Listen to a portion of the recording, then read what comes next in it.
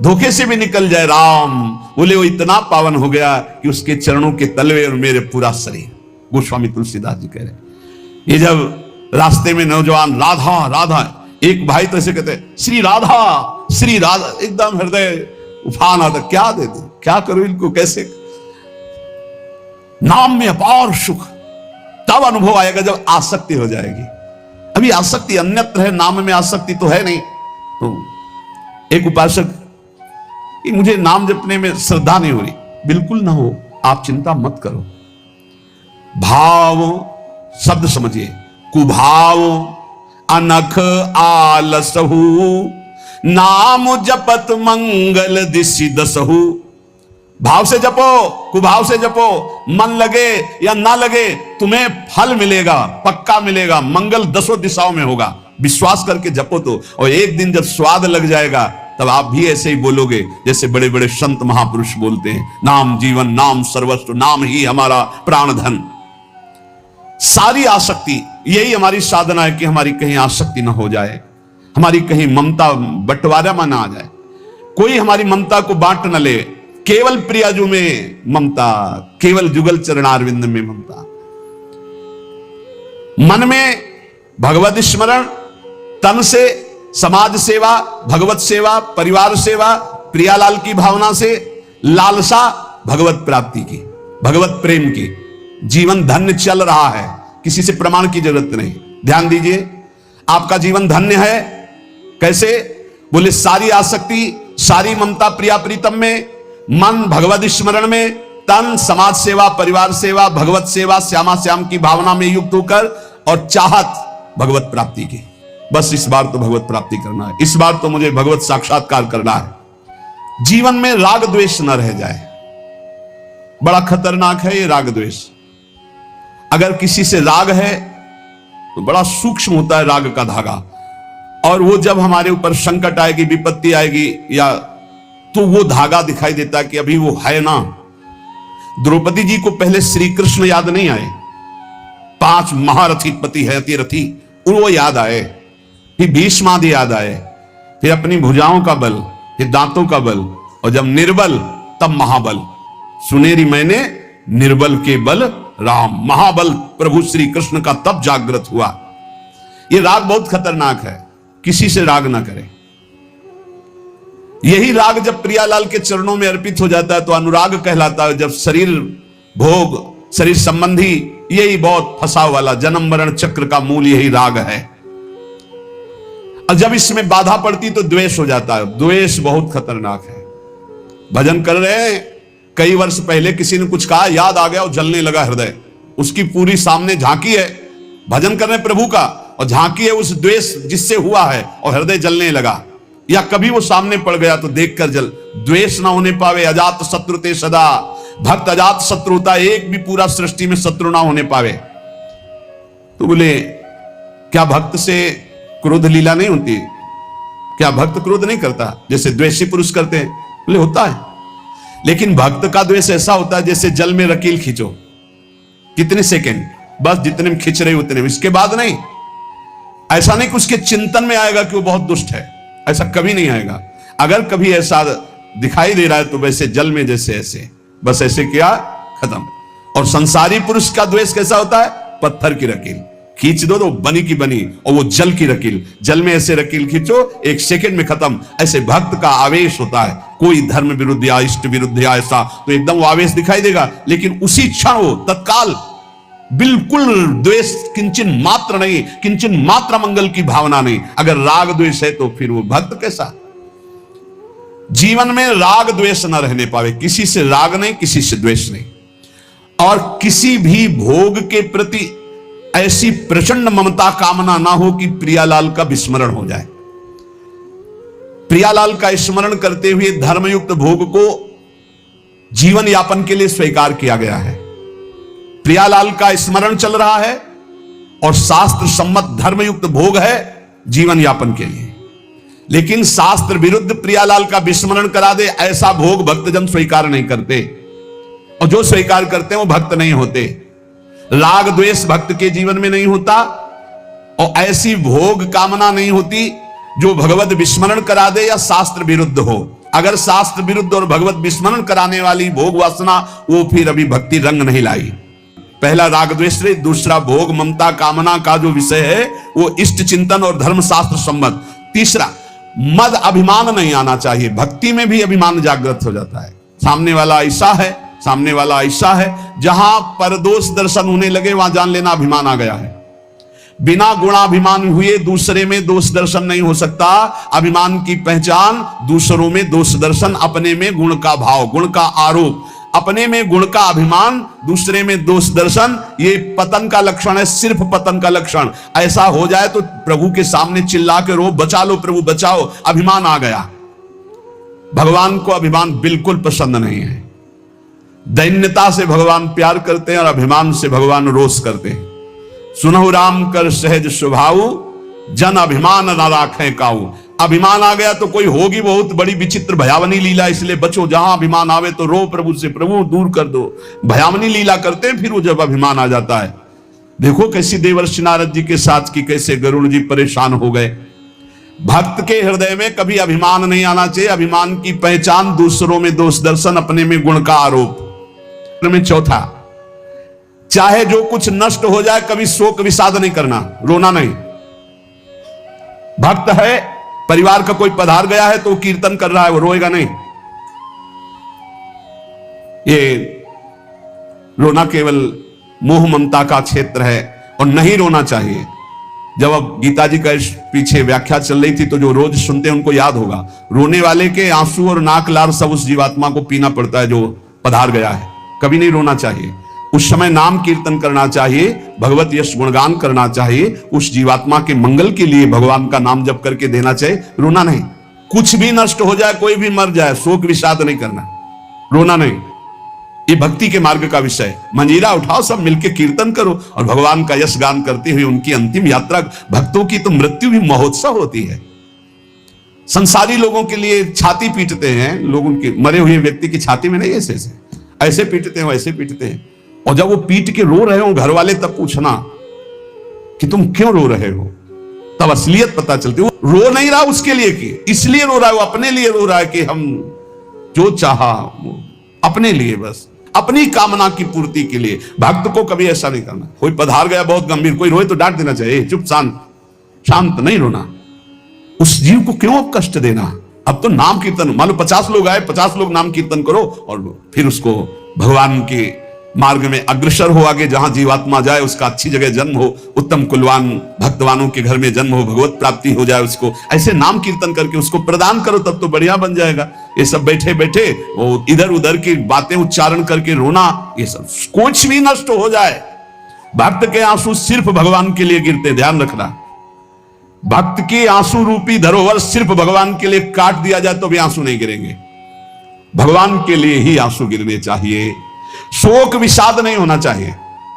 कुछ भी नष्ट हो जाए, क्यों नहीं होना चाहिए। हमारी तो सब जीवन था, ये नष्ट हो गया। जिसने एक क्षण में अनंत ब्रह्मांडों का सृजन कर दिया वो मेरा स्वामी है। वो चाहेगा तो हर व्यवस्था हो जाएगी, हर व्यवस्था। और हम आपसे सच्ची कहते हैं, भक्त का जो कुछ नष्ट होता है अच्छा होने के लिए होता है, पक्का समझना। नामदेव जी की कुटिया में आग लगी तो सब अच्छा ही अच्छा हो गया, नहीं हुआ।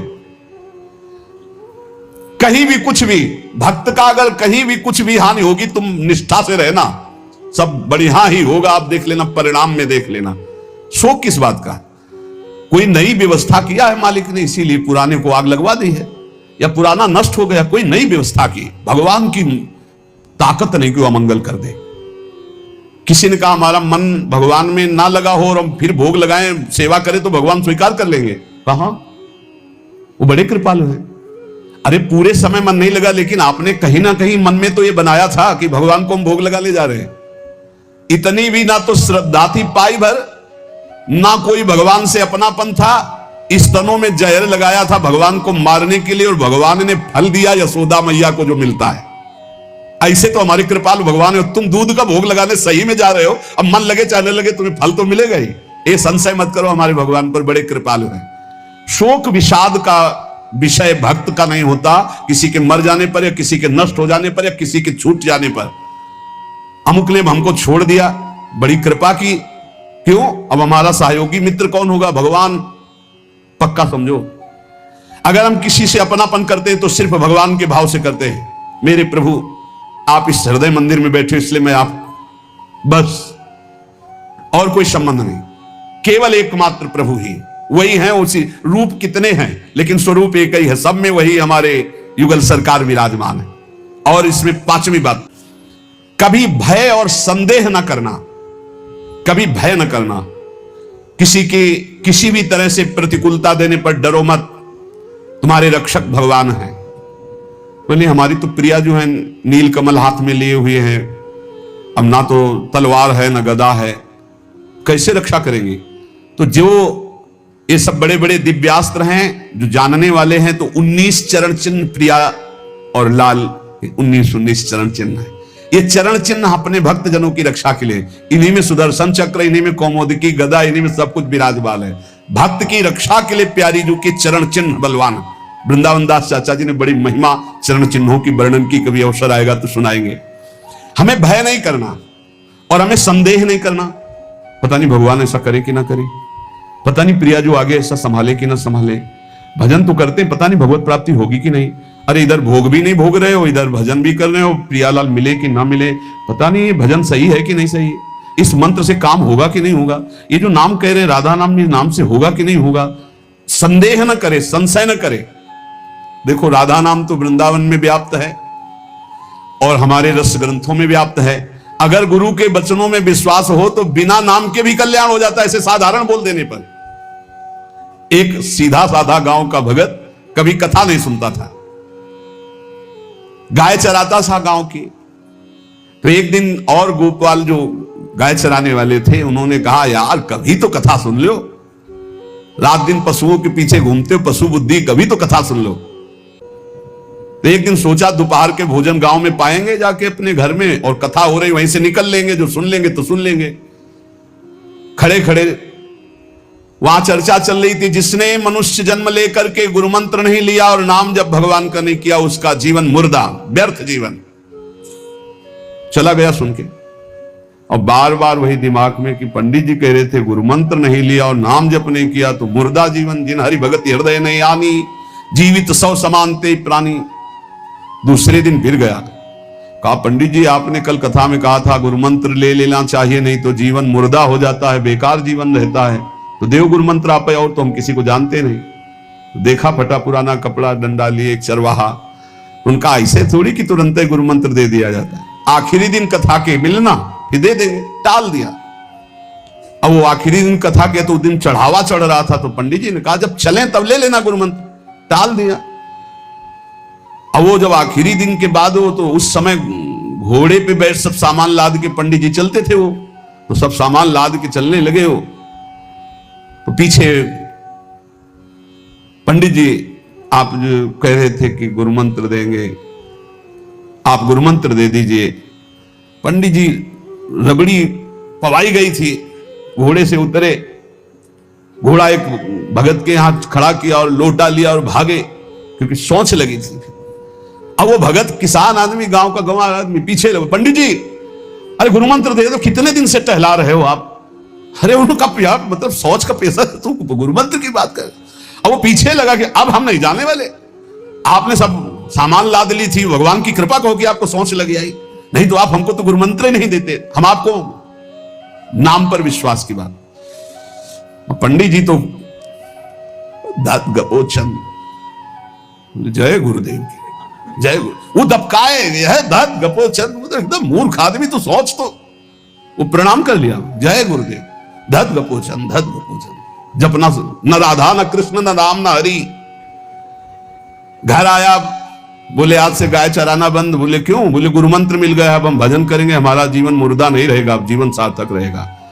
और मेहनत करने वाला आदमी, गाय चराने वाला आदमी अब शुरू हो गया बैठ के धत गपोचन धत गपोचन। अब इसमें ना कोई भगवान नाम है, ना कोई मंत्र है, ना प्रणव है, ना नमो नमः, कुछ नहीं। गांव के लोग, घर के लोग बोले कि यार 50 गाय चराता था, पता नहीं कौन सा हम लोगों का पाप उदय हुआ कि कह दिया कि कथा सुन लेना।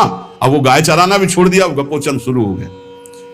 अब उसकी ऐसी लगन लगी, सहज सरल भोले जो होते हैं ना, हरिवंश महाप्रभु कह रहे हैं, मुनि मन ध्यान धरत नहीं पावत, करत विनोद संग बालक भट, दास अनन्य भजन रस कारण, जैसे हित हरिवंश प्रगट लीलानट। लालजू महाराज बड़े बड़े मुनियों के ध्यान में नहीं आने वाले, बड़े विनोदी। रुक्मिणी जी से कहा तैयार हो, भगत के दर्शन करने चलना है। रुक्मिणी जी ने कहा बहुत दिनों बाद आज आपको किसी भक्ति की याद आई प्रभु, जरूर कोई महाभागवत होगा, हम चलते हैं। बोले बहुत विचित्र महाभागवत। चले, साधारण वेश में चलना है। जब गांव में गए, उस भगवान तो सर्वज्ञ ही है, उसके घर के दरवाजे में बैठ गए और रुक्मिणी जी से कहा कि पहले तुम मिल के आओ भगत के, फिर हम मिलेंगे। रुक्मिणी जी ने कहा हाँ ये उत्तम बात है, पहले हम उनको दर्शन दे के और दर्शन करके आती है। तो आंख मूंदे ऐसे, न खाना न पीना, धद गपोचन। रुक्मिणी जी ने कहा ये कौन सा नाम भगवान का, न विष्णु शास्त्र नाम में है, न गोपाल शास्त्र नाम में है, और कहीं हमने पढ़ा नहीं, ये कौन सा भजन कर रहा है। कहे किसका भजन कर रहे हो, चुप रहा। फिर ए किसका भजन कर, 2-3 बार तो गुस्सा के आंख खोला, देखा कोई स्थित, बोले तुम्हारे खसम का भजन कर रहे हैं, और किसका कर रहे हैं। वो रुक्मिणी जी आ गई, बोले बहुत जानकार भगत है। प्रभु द्वारिकाधीश से कहा बहुत जानकार भगत है। बोले क्यों, बोले हमने कहा कि किसका भजन कर रहे हो, देखो हम इतना छुप के गई थी लेकिन वो पहचान गए, वो कह रहे तुम्हारे खसम का भजन कर रहे थे। अब भगवान ने कहा हाँ तभी तो हम आए भगत जोड़ कर। बोले प्रभु आप दर्शन बाद में करना, जाके पहले हमारा प्रश्न बता दो, प्रश्न का उत्तर दे दो कि आपके विष्णु शास्त्र नाम, गोपाल शास्त्र नाम, बहुत से नाम है, ये नाम तो हमने कभी नहीं सुना। भगवान ने कहा ये नाम हमको तो बहुत प्यारा है। बोले आपको कब, मतलब ये कब कैसे नाम रखा गया।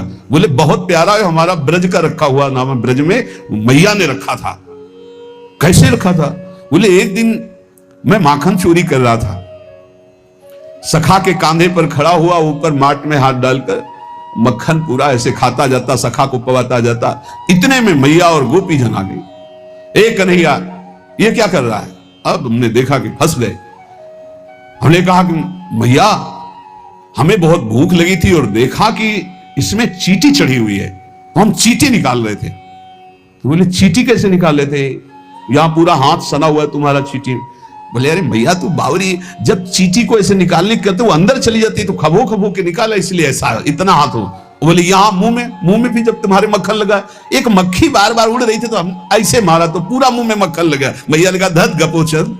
बोले ये उस समय का नाम रखा हुआ है, मेरा बाल गोविंद में जब मैया ने रखा था मक्खन चोरी के समय उस। अब आप विचार करके देखो, भगवान का साक्षात्कार गुरु वचनों पर विश्वास होने पर साधारण शब्द बोला तो भगवान तो सर्वलोक महेश्वर सर्वज्ञ, उनके सब अक्षर, जैसे हर अक्षर में आ विराजमान है, का खा गा घा आ, ऐसे ही सब अक्षरों में ब्रह्म विराजमान है। फिर राधा नाम तो स्वयं हरि जपते हैं और राधा नाम तो परम प्रेममय है और बड़ा गुही है। विश्वास करके जब वो धदगपोचंद जपा तो रुक्मिणी और द्वारिकाधीश भगवान दर्शन देने आ गए, और तुम विश्वास करके राधा राधा जपोगे तुम्हें नहीं प्राप्त हो जाएगा। अरे यही राधा स्वयं भगवान हरि जपते हैं, इसलिए संदेह शब्द नहीं होना चाहिए उपासना में। जो गुरु ने उपासना दी उसमें संदेह नहीं होना चाहिए। और असूया, दूसरों के गुणों में दोष देखना, चुगली करना और ईर्ष्या, इनसे बहुत दूर रहना चाहिए उपासक को। ईर्ष्या बहुत बुरी है। कंचन तजना सहज है, सहज तिया का नेह मान बड़ाई, ईर्ष्या दुर्लभ तजनाए। ईर्ष्या बहुत बुरी है, मतलब ये जलाती रहती है हृदय में, ये बहुत बड़ी आग है। एक जिससे ईर्ष्या उसको प्रणाम करो उससे नष्ट हो जाएगी। इसके नष्ट करने का उपाय एक ही है, जिससे ईर्ष्या उसको बार बार प्रणाम करो, बार बार। और वो तुम्हें कितना भी कड़वा बोले तुम बुरा मत मानना, तो तुम्हारी ईर्ष्या नष्ट हो जाएगी नहीं। ईर्ष्या बेमतलब जलाती रहती है। और किसी के गुणों में दोष न देखे, किसी की चुगली ना करे। सुनो ऐसे से कुछ लोगों का स्वभाव होता है, उनका भोजन ही नहीं पचेगा जब तक 2-4 की बुराई नहीं कर लेंगे। सुना तुमने ऐसे से ऐसा नहीं, हमने तो नहीं। अरे मतलब ऐसे गूढ़ विषय की चर्चा मानो ब्रह्म साक्षात्कार करा देंगे। ऐसे लोगों से बचना चाहिए जो दूसरों की निंदा चुगली करते हैं। निंदा चुगली करने वालों को ऐसा लगता है जैसे चक्रवर्ती सम्राट पद में बैठा दिए जाएंगे, जब 2-4 उनको मिल जाए सुनने वाले। फिर जैसे कोई भगवत प्रेमी महात्मा खूब सरस भगवान की चर्चा करे, ऐसे ये द्वेषी जन होते हैं। ये निंदा बहुत संभाल करके, कहीं भी चूक ना होने पावे पूरी निंदा। तो ऐसे लोगों से बच्चे, चुगली करना, दूसरे के गुणों में दोष देखना और ईर्ष्या करना। नवा, प्रत्येक परिस्थिति में अपने आराध्य देव के द्वारा दिया गया मंगल विधान है।